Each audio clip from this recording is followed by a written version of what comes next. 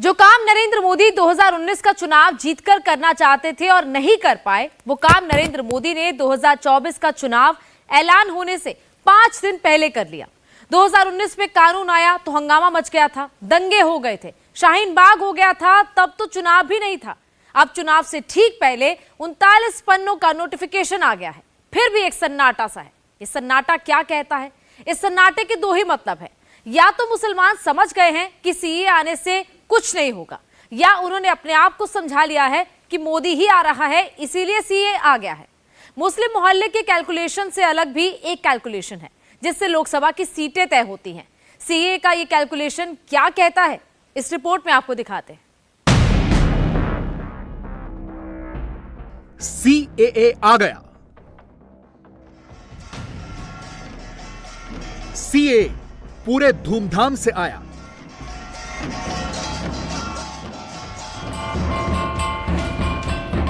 CA 24 के चुनाव से ठीक पहले आया। साफ साफ दिख गया, सीए ने चुनाव की एबीसीडी बदल दी। कल तक 400 का शोर हो रहा था, आज बस सीए का शोर हो रहा है। सिटीजनशिप अमेंडमेंट एक्ट यानी सीए लागू होने में 4.25 साल यानी 51 महीने यानी 1552 दिन लगे। राष्ट्रपति ने सीए को 12 दिसंबर 2019 को ही मंजूरी देकर इसे कानून बना दिया था। सरकार ने 11 मार्च 2024 को इसे नोटिफाई कर दिया। इस लंबे पीरियड में ही पॉलिटिक्स के बीच छिपे हैं। सरकारी गैजेट में नोटिफिकेशन आते ही मोदी सरकार के 2 सीनियर मंत्रियों ने सीए नंबर प्लेट वाली गाड़ी निकाल ली। होम मिनिस्टर अमित शाह और defence minister Rajnath Singh BJP CEC की मीटिंग के लिए आए तो सीए नंबर प्लेट वाली गाड़ी में आए। गृह मंत्री अमित शाह ने 39 पन्नों का नोटिफिकेशन शेयर किया। इस नोटिफिकेशन में दर्ज नियमों के तहत ही भारत की नागरिकता मिलेगी। इसकी डिटेल आगे बताते हैं, पहले मोटी मोटी बातें समझ लीजिए। सरकार कहती है कि सीए नागरिकता देने का कानून है, विपक्ष इसे नागरिकता छीनने का कानून बताता है। सीए से उत्पीड़ित शरणार्थियों को नागरिकता मिलेगी, विपक्ष कहता है कि चुनावी फायदे के लिए नोटिफिकेशन जारी किया गया। सरकार कह रही है कि मुसलमानों को डरने की जरूरत नहीं, विपक्ष इसे ध्रुवीकरण की कोशिश बता रहा है। पहली बात तो यह है, इतना विलंब क्यों किया? और अगर विलंब किया तो चुनाव के बाद क्या दिक्कत थी? उनका एकमात्र उद्देश्य होता है हर मुद्दे को हिंदू मुसलमान में बांटो। बीजेपी का दावा है जो कहा सो किया। सीए पर इस बार मुसलमानों का रिएक्शन ठंडा है, लेकिन सियासी दलों का रिएक्शन गर्म है। मुस्लिम वोट के ठेकेदार फिर से मैदान में हैं।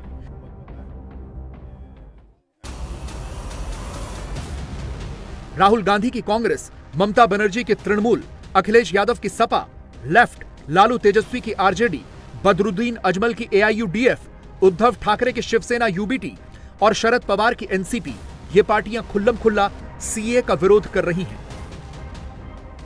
वे सब करके हिंदू मुसलमान करेंगे, भारत पाकिस्तान करेंगे, भारत बांग्लादेश करेंगे। ये खेल, आखिरी खेल उनका चल रहा है। चलने दो, लागू होने दो। 370 भी हटाया, क्या क्या कश्मीर में? कश्मीरी पंडित आ गए घर में। ये खेल करते रहते हैं लोग। बोला ना 370 हटा के, अभी 370 हमने हटा दिया। ये कांग्रेस को नहीं जमा, हमने किया। कश्मीरी पंडित आ गए, पीओ के आ गया, लाने वाले थे।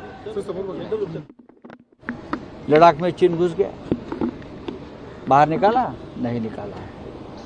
अभी जब तक चुनाव है तब तक सीए खेलेंगे, खेलने दो।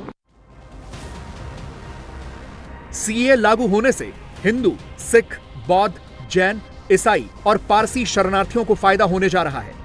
पाकिस्तान, बांग्लादेश, अफगानिस्तान के शरणार्थियों को नागरिकता मिल सकेगी। 31 दिसंबर 2014 से पहले आए शरणार्थियों को ही नागरिकता मिलेगी। इन देशों से आए मुस्लिम शरणार्थियों और घुसपैठियों को फायदा नहीं होगा। अब सीए के नए नियमों की बारीकियां समझिए। भारत में शरणार्थी बनकर लोगों को नागरिकता लेने के लिए एप्लीकेशन देना होगा। एप्लीकेशन में जन्म स्थान, जन्मतिथि और भारत में आने की तारीख बतानी होगी। आवेदन में माता और पिता का नाम, उनकी नागरिकता का उल्लेख करना होगा। भारत में पिछले 9 साल में कहां रहे उसका पूरा ब्यौरा बताना होगा। अगर आवेदक के पास कोई पासपोर्ट है तो उसका ब्यौरा देना होगा। परिवार के कितने सदस्य हैं उन सभी लोगों के बारे में बताना होगा।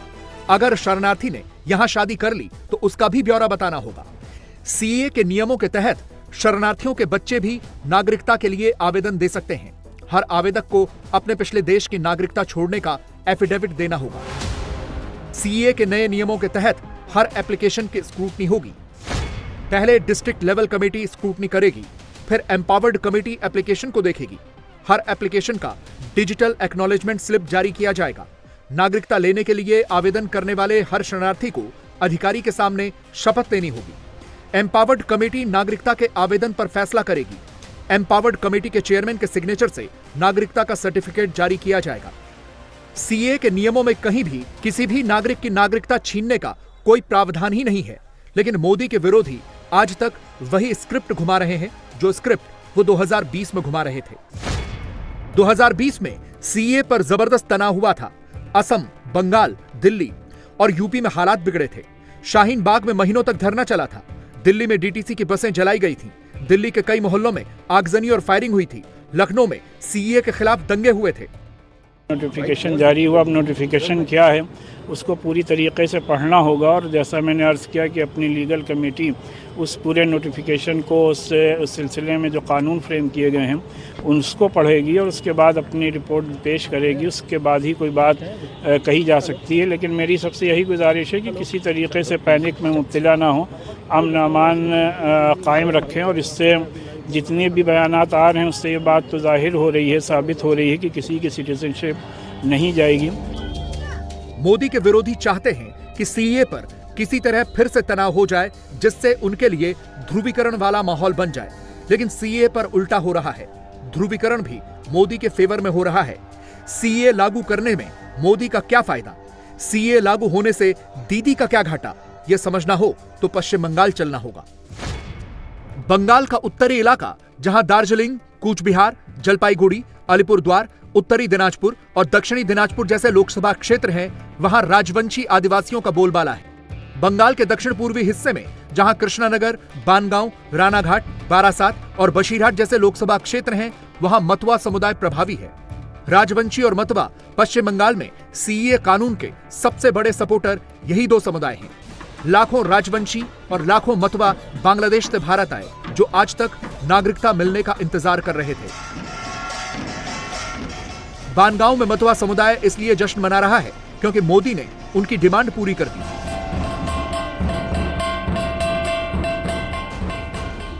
ममता बनर्जी इसलिए नाखुश हैं क्योंकि मोदी ने उनकी डिमांड पर ध्यान नहीं दिया। अब पश्चिम बंगाल में सीए से जुड़ा वोटों का गणित समझ लीजिए। बंगाल में दलित आबादी 23.5% है। इनमें 17% से ज्यादा नमोशूद्र हैं, जो मतवा समुदाय से आते हैं। बंटवारे के बाद ये लोग पूर्वी पाकिस्तान यानी अब के बांग्लादेश में रह गए थे। 1971 में बांग्लादेश युद्ध के समय वो भारत चले आए। पश्चिम बंगाल में मतवा आबादी लगभग 3 करोड़ है। इनमें से 1.5 करोड़ से ज्यादा वोटर्स हैं। मतवा के ही एक सेक्शन को राजवंशी कहते हैं। नॉर्थ बंगाल में इनकी आबादी 50 लाख और रजिस्टर्ड वोटर्स करीब 33 लाख हैं। मतवा और राजवंशी समुदाय के जो लोग भारत के नागरिक हैं और चुनाव में वोट डालने के लिए रजिस्टर्ड हैं, वो दूसरे शरणार्थियों के लिए भी यह हक मांगते हैं, क्योंकि समुदाय के बीच उनकी रिश्तेदारियां हैं। 2019 के चुनाव से पहले नरेंद्र मोदी सरकार ने गैर मुस्लिम शरणार्थियों को नागरिकता देने के लिए कानून बनाने का वादा किया, तो बंगाल में उसे जबरदस्त फायदा हुआ। राजवंशी समुदाय के सपोर्ट से बीजेपी ने नॉर्थ बंगाल में स्वीप किया। 2019 में नॉर्थ बंगाल की 8 लोकसभा सीटों में से 7 बीजेपी ने जीत ली। साउथ ईस्ट बंगाल में मतवा समुदाय ने बीजेपी का सपोर्ट किया। 19 में रानाघाट, बानगांव, बैरकपुर और हुगली की सीटें बीजेपी ने जीत ली। 14 में बीजेपी 2 सीट पर थी। 19 में उछलकर 18 सीटों तक पहुंच गई। 2021 के बंगाल विधानसभा चुनाव में बीजेपी 3 सीट से 77 सीट तक पहुंच गई। इससे भी बेहतर रिजल्ट बीजेपी 2024 में चाहती है। सीए ने उसका बेस तैयार कर दिया है। तो ये तो होने वाला ही था। और मोदी जी आपने जो जो कमिटमेंट करता है चुनाव में, 14 में जो कमिटमेंट किया था वो 19 तक पूरा कर दिया। 19 में जो कमिटमेंट किया उसका अंदर ये था, जो रिलीजन ग्राउंड में खास करके 7 समुदाय अफगानिस्तान, बांग्लादेश और पाकिस्तान छोड़ के मजबूरी में भागना पड़ा ये लोग को इक्वल सिटीजनशिप देने का है। जब ये लोग पासपोर्ट के लिए, वीसा के लिए, नौकरी की वीआरएस के लिए जाता है एडमिनिस्ट्रेशन के पास, तब 71 का पहले का डीट रजिस्ट्रेशन दलील ये इसको मैंडेटरी था देना। कहां से मिलेगा इसको 71 का पहले का डीट? आज वो खत्म हो गया। और बहुत अच्छा कदम है। बंगाल में 2.5 करोड़ 3 करोड़ खास करके हिंदू रेफ्यूजी आज बहुत खुश है। इस लोग को इक्वल सिटीजनशिप मिल गया। इस लोग को वीआरएस लेने के लिए, पुलिस वेरिफिकेशन, पासपोर्ट, वीसा लेने के लिए कोई दिक्कत का सामना नहीं होना पड़ेगा। आधार कार्ड के लिए कुछ दिक्कत नहीं होना पड़ेगा। एडुकेशन के लिए, दूसरा उनका नौकरी के लिए, और सरकार की सब जो आपका कल्याणकर कार्यक्रम है उसका बेनिफिट पाने के लिए कोई दिक्कत नहीं होगा। बहुत बढ़िया कदम है। बंगाल में 10 सीटें एससी के लिए रिजर्व हैं। 2019 में बीजेपी ने इनमें से 4 सीटें जीती थीं। सीए के जरिए बीजेपी 24 में 10 की 10 रिजर्व सीटों को जीतना चाहती है। एक वक्त था जब ममता बनर्जी ने पश्चिम बंगाल में सीए कानून लागू नहीं करने का ऐलान कर दिया था। इस बार ममता संभल कर बोल रही हैं। मैं आज बोल दिया कि एक बीजेपी का इलेक्शन पब्लिसिटी है, नथिंग इज दिस। तो 20 साल में एक कानून पास हुआ था, उसका बाद 4 साल बीत गया। लेकिन अभी चुनाव जब आते हैं एक कुछ गाप गप करते हैं, ये भी एक गाप गप है, लेकिन असली फायदा किसी को नहीं मिलेगा। पहले मेरे को रूल्स देखने दीजिए। I am just watching the notification.